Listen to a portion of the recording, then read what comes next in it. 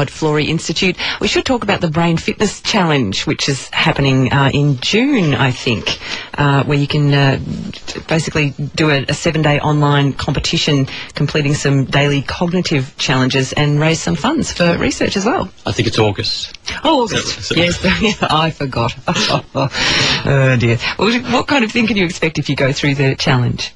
Well, the idea of this is it's obviously fundraising for brain research to try and develop new treatments for brain diseases at the Florey Neuroscience Institute. But the idea is that you can go online and do progressive brain challenges, these cognitive challenges with a team, and they progressively get more difficult, but they start very easy. These are very accessible for anyone. Anyone can do them. But you can challenge yourself in a way that is a brain challenge as opposed to a lot of these physical challenges which are out there. There's a lot of opportunities for that, but this is very new in terms of being able to do a brain challenge and see what you can do cognitively and see if you can actually get better at it. And there are prizes and winners in this competition.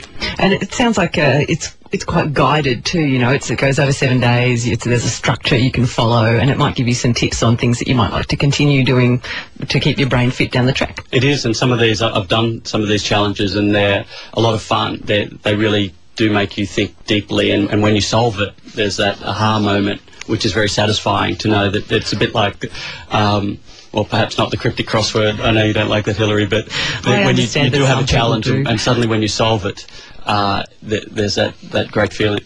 Well, one of the examples was a logic challenge along the lines of milk is to cheese as water is to mist, cream, ice or ice cream. And I did find myself having to stop and think instead of just going, oh, it's blah, you know. It was interesting to feel that sense of challenge happening in my brain. I found that quite handy and instructive. Yes, a number of these take a while to solve.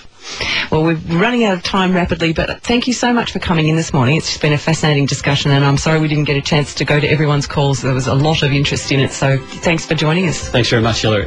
Associate Professor Anthony Hannan from the Howard Florey Institute at the University of Melbourne. And I do thank you all for calling in. We may have to revisit this topic at some point because obviously there are a lot of questions that we would still like answered. Coming up to news time, and after the news